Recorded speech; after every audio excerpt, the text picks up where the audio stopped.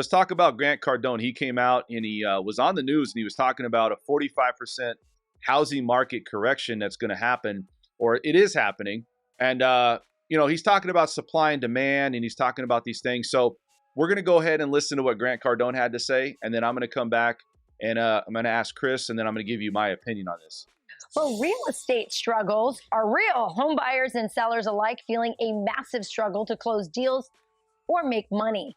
And if you need yet another sign of turmoil, 45% of U.S. real estate agents are struggling to pay rent on their offices. Here to react is private equity fund manager and real estate investor, Grant Cardone. Welcome, Grant. So tell me, why are real estate owners and agents not able to pay the rent? What is going on? Well, because, Rachel, the Fed single-handedly has killed the housing market. The Fed will make more renters in this country in the next 2 years than it has in the last 50, because mortgage applications are at all-time lows. Mortgages are double what rent is today. And it doesn't surprise me that real estate agents are feeling the brunt of this. Back in June of 22, Jerome Powell said that the middle class, everyday people, would disproportionately feel the pain of higher interest rates in his attempt to control inflation. He has not controlled inflation. He has failed miserably. What he has actually done is create it and, in the meantime, stop the housing industry. What would you recommend he do? Well, what he should do is get out of the way. There's no time in history in my lifetime that the Fed actually controlled interest rates. Supply and demand is what controls interest rates. As long as people are spending their money, that means they want that product or service. At what point it gets to a price where I no longer find it valuable, I will no longer continue to purchase that. And people want homes. People want to live in a single-family home. I don't personally think it's a great investment. I've said that many, many times. I've gotten ragged out on it, but he should step aside, get out of the way, let the market do its thing. Interest rates will have to come down in order for pricing to come down. Right. This is actually a contradiction to what most people think, but when interest rates come down, mortgage applications will go up, and people will start selling their homes. Well, all right, so you see what he had to say here, and I'm going to talk with Chris here. I'm going to give you my opinion on this. So, Chris, you've heard him. What do you think that Grant Cardone? That's what she said. What do you think Grant Cardone? His insight on this? Do you think he's right or do you think he's wrong? I don't think they've single-handedly done it in a sense directly. Who's they? I think he said the Fed. He said the Fed has okay. Yeah, he said the Fed. My apologies. Yeah, the Fed has single-handedly destroyed the housing market. I don't agree with that 100%. I think that corporations have fueled that. And I'll tell you what I mean. If let's just say JP Morgan or BlackRock can come in and buy thousands of homes, that's actually hurting the market more than the Fed.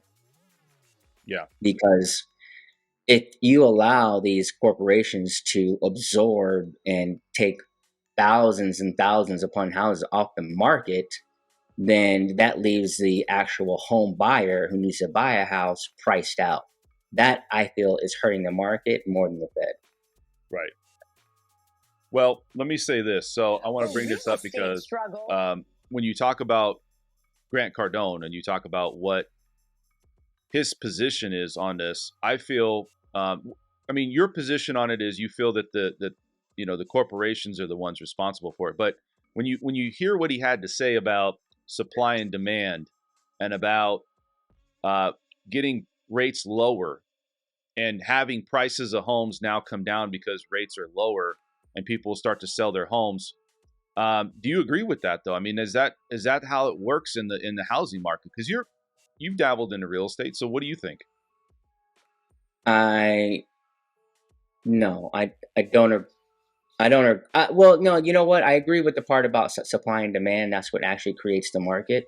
The consumer is what dictates what the market is going to do. So I do agree with him on that 100%, that the Fed cannot control that. They can, I guess, slow it down or contain it in a sense. Right. But no, we can't control it. They can do what they can, but the consumer, if they're not buying, they're just not buying. And yeah, but I think people would buy, Chris, if the rates were lower. But, keep going. I mean, beyond that, so you think it's Okay, more, so back to my first point. So let's just say they do go back, BlackRock and these hedge funds, they come in and they start grabbing up all these homes again, and then it just raises prices because and then the consumer gets priced out again. So you continually have that windfall or that recycled process of what's to come. And so I think they need to pass a law that a corporation can only buy X amount of homes within a certain radius. And if they want to do that, they have to pay, let's just say, I don't want to call it a fine, but they would have to pay they would have to pay such an enormous amount, let's just call it a fee, that now they have to second guess and say, well, damn, does this make right for our books, if that makes any sense? yeah, I mean, you look at this housing market. I mean, you look at real estate agents. He also came out and stated that real estate agents' offices can't even stay open. They can't even pay their rent. And you got these other mortgage rates are still high. You got housing prices still high. And what he's saying is the Fed wants to force people to rent, even at all, I wouldn't say all-time highs at rent, but they still want them to rent. So it's just interesting because when you look at the situation that we're in, do you feel that the Fed should intervene on this? And do you feel that they should be involved as far as if the market and things are not going and flowing the way that they need to? Because we all know why they got in the market in the first place was because of inflation. Prices of homes were going too high. We had housing inflation. So don't you feel that when they intervened, that it was necessary at this point because we were just going to go to a point where it was just too far, too gone? Nobody would be able to afford a home. I mean, we can't do that now. But don't you feel that's where we were headed? Well, headed. Let's just say that I feel that the price of the house to me doesn't really matter, and I'll tell you what I mean by that. It's the interest rate that matters, right? Because people were buying $500,000-$600,000 houses when this houses skyrocketed because it was 2%. So it's those homes are still, relatively around the same price. It's just that now it's a 7-8% mortgage, $5,000 mortgage. They're just going to hold off. You've got people who've got families, 3-4 kids, a dog, whatever they got going on in their life. So they can't move into a townhome just to make sense of buying a house. So they have to wait until the interest rate comes down.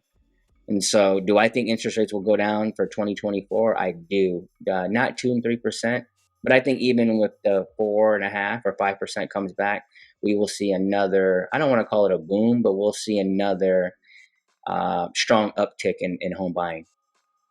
So do you agree with what Grant Cardone had to say about it, where he was basically coming out and stating that right now the Fed needs to completely get out of it, though? Like they just need to get out of the markets altogether, the housing market altogether, because that correction that he's talking about is something that they really can't manipulate. Like he said, supply and demand. I disagree with him on one thing too, is he said when supply and demand comes in, and then he said that when you have mortgage applications start to uptick, that prices come down. That's not necessarily true, because you got to think that when prices were low, or prices were lower, and you had rates lower, when rates were at 3%, 2.5%, 3%, even 4%, because prices and the rate were still low, prices kept going up. They didn't come down. People were listing their home. And the reason is because money was cheap and people knew that, rates have always been higher. Do I feel that rates, if they do come down, that they're going to stimulate the market? Sure. But you got to make an argument here too, Chris. I mean, you think about it.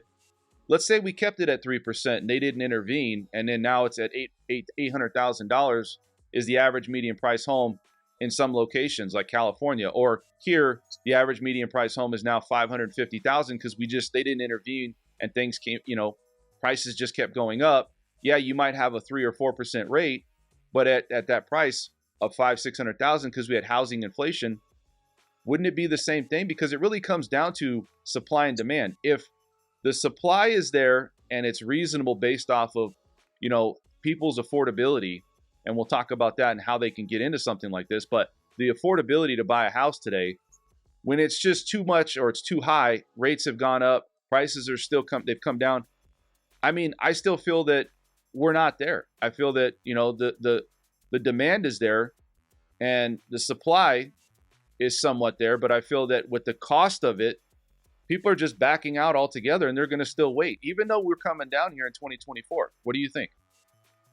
I think it just goes back to my original statement, right? They need to pass a law that corporations can't come and buy bulk homes, turn around, price everyone out, and then just looking to turn into a renter nation. Because he did talk about that at the end of that article, that interview. He talks about that they want to turn it into a renters nation. They do, but I think it's because of force, right? But is it actually the investors doing that, or is it the fact that when you look at where banks are at and the rates that they're at, and then where inflation is at, is that really the dictating factor of why we're at where we're at? Not necessarily, because you got to think investment properties. How much is the percentage that they make up over our whole housing market as a nation? I mean, it's got to be a very low number. So you can't think that, in my opinion, you can't think, well, that in the housing market that these, you know, I agree with what you're saying, but I don't think it's the biggest impact that it's going to have on the housing market. What I think is you're going to have, you need to have inflation come down, and you also need to have things become a little bit less and more affordable for Americans based off of where we're at. And the only way that was going to happen, I feel, is the Fed doing what they're doing. Do I agree with it? No, but you got to think that what other options do you really have at this point? They've printed so much money. Yeah, brother. Again, my original statement, brother, they cannot allow these corporations to buy thousands and thousands of homes. Right. My question, sorry to interrupt you, but is that impacting the housing market? Is yes. that really, you think that's making 100%. a huge, you think that's 100%. A huge dent? Yeah. I'm selling my house, right? And I got it listed for $500,000. BlackRock says, I'll give you $575,000. Now I just push that other family out, right? Because BlackRock is going to turn around and turn it into a renter house, right? Now that house is $575,000. Now BlackRock just purchased, let's just say, this community. Now all the houses are $575,000, right? And that's a huge difference on affordability on a house, right? And it prices everybody out. Now it turns the economy into a renter economy because the family that needs to buy this house so they can live in it, hopefully their kids can grow up in it, just got priced out by a bank. Yeah, I mean, you look at the rental sector here with this graph, you know, and I'm just letting you know it's amazing, man, how much the cost has gone up since, you know, 2008 when all this happened. And then now look at the monthly cost for a new home purchase, monthly cost for a new lease. It's just gone crazy. Yes. Especially for a new home. Look at the new home price. That's why you see people not buying houses today. You know? Yeah. Well, and that's due to the investors coming in over bidding to price out the smaller guy, right? The small guy, the family that needs his house to live in. And the bank just smashing everybody. It's like big bank take little bank, right? Yeah. Or the guy at the poker table who's got more money than everybody else and just goes all in, right? And gets everyone out of the pot. Same thing, same concept. So that's what's actually making the affordability out of control, right?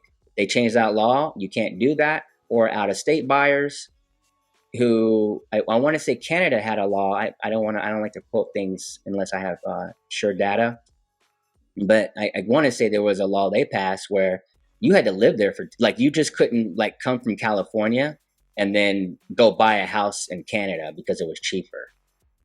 So I like that law too, right? Hey, listen, we can't let Californians come up here and price out our Canadians. So, well, let's talk a little bit. I wanted to bring up a couple of things here. So one thing I wanted to talk about is buying a house altogether in today's market and just in general. Mr. Grant Cardone has come out numerous times and he's talked about how buying a house is not a good investment. You know, he buys doors, he buys, you know, investment buildings or basically investment properties that are multiple units or have, you know, apartment complexes, things like that, where he can rent them out per door. And he always talks, you know, I was on there recently, and listen, I'm not a fan of Grant Cardone. You know, I went through one of his things, and you know, I don't know how educated. I mean, he's educated. Listen, he knows what he's talking about in a lot of things with investment, but some of the things he talks about is not necessarily always true. It's kind of like fluff. And then to me, I feel that you take bits and pieces from everybody, and then you pull it in, right? But it's funny because when I got done with that, this was a few years back, but you kept getting this marketing like, hey, pay for this. You know, a lot of these guys, what they're doing is they're making money off of people out there that are looking for self-leadership or just looking for people that can help them and guide them to get investments or just change their life. And a lot of it is the money that they make off of coaching. So going back to him, I don't have any personal, hate towards this guy, but I do think that sometimes he talks outside of, you know what, and then sometimes he does say good things. So I'm not going to say he's 100% on everything, but do you agree that buying a house in general, because I always look at it as if you buy a house, if you have no other resource of investment, you can put down as little as 3 to 5%, hold on to it and then rent it out if you wanted to, and then use that as a rental in long term.